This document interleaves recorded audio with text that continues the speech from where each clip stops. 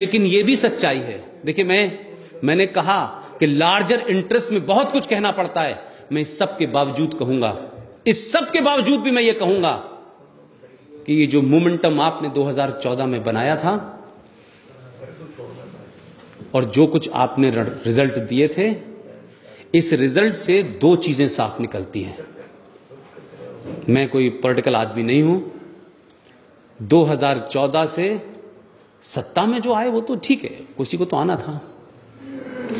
2014 के रिजल्ट से शांति प्रिय धर्म के लोगों में दहशत बैठ गई है।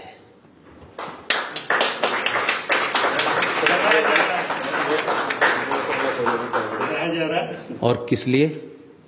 इसलिए नहीं कि मोदी आ गए हैं, कोई और होता वो भी आ जाता। आजाद भारत के किसी चुनाव का भी आप एनालिसिस कर लीजिएगा। आजाद भारत में आपने पहली बार वोट हिंदू होकर दिया है। आपने जाति के नाम पे, आइडियोलॉजी के नाम पे बट के नहीं दिया है। शायद यही वजह है कि दुनिया की सारी ताकतें,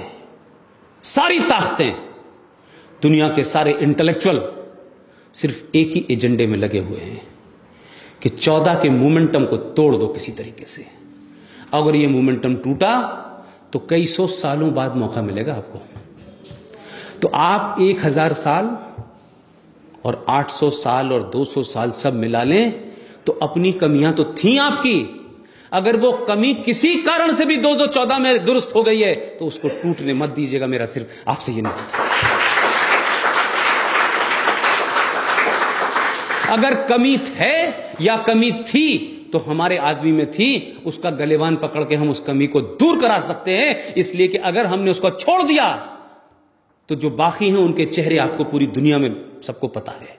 वो कौन लोग हैं जो इस देश के वर्तमान सत्ता को, इस देश में सेंटर की हुकूमत वो चाहते हैं कि आए तो, लेकिन इतनी कमजोर हो कि हमारे टर्म्स पे काम करे।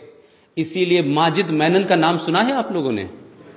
माजिद मेनन मुंबई के एक बड़े वकील हैं, एनसीपी के राज्यसभा के एमपी रह चुके हैं, पढ़े लिखे आदमी हैं, मूर्ख नहीं है।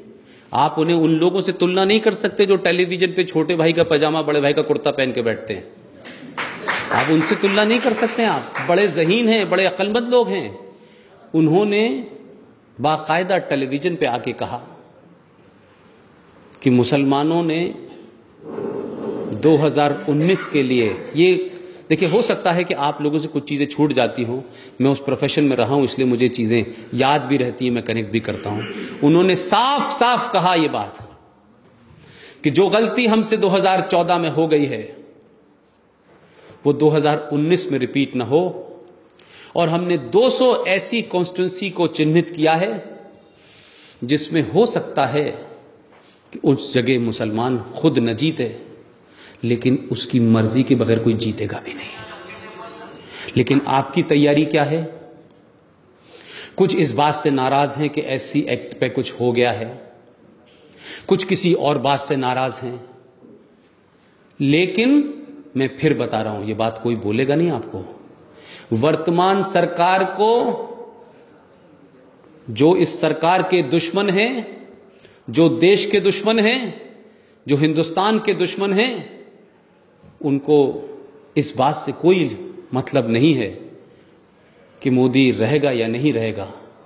वो ये चाहते हैं कि किसी भी तरीके से 2014 में ये सरकार डिसमेंटल हो जाए और ऐसे हालात रहें कि हम वो ऐसी सरकार लाएं कि हमारे कहने से कम्युनल वायलेंस बिल बने, जिसको आप में से किसी ने नहीं पढ़ा है। यूपीए सरकार चली गई, 2 महीने और रुकती तो लोकसभा में जो बिल आने वाला था उससे रूह कांप जाएगी। आप लोगों की रूह कांप जाएगी। हर हिंदुस्तान के हिंदू की जो बिल आने वाला था, जिसको बनाने वाले लोग महान लोग थे। तीस्ता सितिलवाड़ का नाम बहुत सुना होगा आपने, मंजर साहब, ऐसे ऐसे लोग थे कि आप सोचेंगे कि इन्होंने हमारे लिए बिल बनाया था। वो बिल आता तो क्या होता।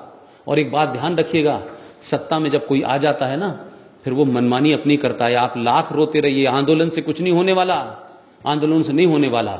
इसलिए मेरा मानना यह है कि इस वक्त मोदी के जो खिलाफ हैं उनकी चिंता नहीं है मुझे, जो मोदी की सपोर्ट में खड़े हैं उनसे मेरी दरखास्त है कि नाराजगी रखो, लेकिन इस हद तक न रखो कि अपनी चीज खो बैठो।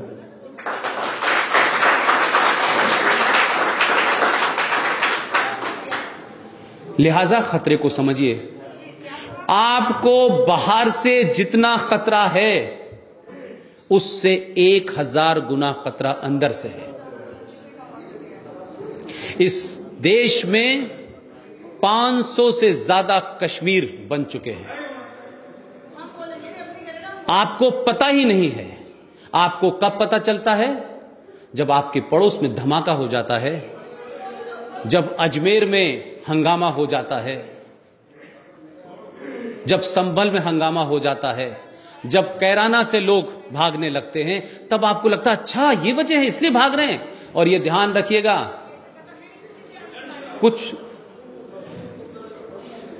कुछ लोगों के पास भागने की कुछ जगह होगी, लेकिन ये ध्यान रखिएगा आपके पास दूसरी जगह नहीं है। आपके पास दूसरी जगह नहीं है सर।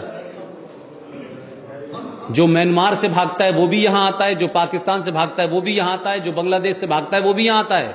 तो आपके पूर्व में 17 करोड़ लोग, पश्चिम में 20 करोड़ लोग, और इस देश के अंदर कुल मिलाकर के 23 करोड़ लोग, आप छोटे मोटे खतरे से नहीं घिरे हुए हैं। और जो लोग टेलीविजन पे आकर के औरंगजेब को कहते हैं कि वो वली अल्लाह था, उसने भारत को ये दिया, आप सोचिए कि वो जो लोग अभी चंद दिन पुराने इतिहास को गुमराह करके टेलीविजन पे झूठ बोलने की हिम्मत रखते हैं, तो जरा सोचिए, उनकी ताकत का अंदाजा लीजिए, उनकी एरोगेंस का अंदाजा देखिए कि वो किस तरीके से लगातार उन चीजों को, जिन्होंने इस देश को नुकसान पहुंचाया है, जिन्होंने इस देश को लूटा है। अभी तमाम सारे वक्ताओं ने औरंगजेब की तारीफ में बड़े बातें कही, क्या क्या किया है।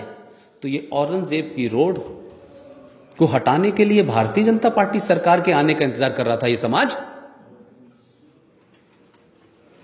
क्या बाबरी मस्जिद को आपने सुप्रीम कोर्ट से पूछ के तोड़ा था? क्योंकि सुप्रीम कोर्ट ने कहा कि हमारी प्रायोरिटी में नहीं है। लेकिन आज ही के अखबार की एक हेडिंग है, आपको शर्म आ जाएगी। सुप्रीम कोर्ट ने कहा कि राम मंदिर हमारी प्रायोरिटी में नहीं है। लेकिन सुप्रीम कोर्ट की प्रायोरिटी में क्या है? एक अल्तमश कबीर नाम का चीफ जस्टिस हुआ करते थे, वो रिटायर हो गए। अल्तमश कबीर साहब जिस दिन रिटायर हो रहे थे, ये मैं नहीं कह रहा, ये सब लिखित में मौजूद है, जिस दिन वो रिटायर हो रहे थे 2 बड़े फैसले देके गए। एक फैसला एमबीबीएस से रिलेटेड था और एक दूसरा फैसला था बॉम्बे में बार डांसर का, चौहान साहब। दोनों फैसले 4:15 बजे उन्होंने लिखे, 6 बजे वो रिटायर हुए और वो फैसला दे गए। वर्तमान सुप्रीम कोर्ट ने समय की प्रायोरिटी और इशू की प्रायोरिटी देखिए कि इस देश का 80 करोड़ हिंदू कहां खड़ा है, उसकी औकात क्या है। कल फैसला आया है, सुप्रीम कोर्ट कहती है बार डांसर तो ठीक है लेकिन बगैर शराब के मजा नहीं आता, लिहाजा बार डांसर के साथ साथ शराब भी बिकनी चाहिए। ये सुप्रीम कोर्ट का कल ऑर्डर आया है और उसकी हेडिंग है dance bar without liquor is absurd, supreme court said. ये इस देश की सुप्रीम कोर्ट की प्रायोरिटी है my dear sir. Supreme court की प्रायोरिटी धारा 377 है, देश टूटा जा रहा था। सुप्रीम कोर्ट की प्रायोरिटी है कि मुंबई में दही हांडी की लंबाई कितनी ऊंची और कितनी नीचे होनी चाहिए, महाकाल में पानी कितना चढ़ना चाहिए, ये सुप्रीम कोर्ट की प्रायोरिटी है। आपकी 80 करोड़ जनता की क्या औकात है भाई? आप चिल्लाते रहिए, कहते रहिए, गाली दे दीजिए, कोई फर्क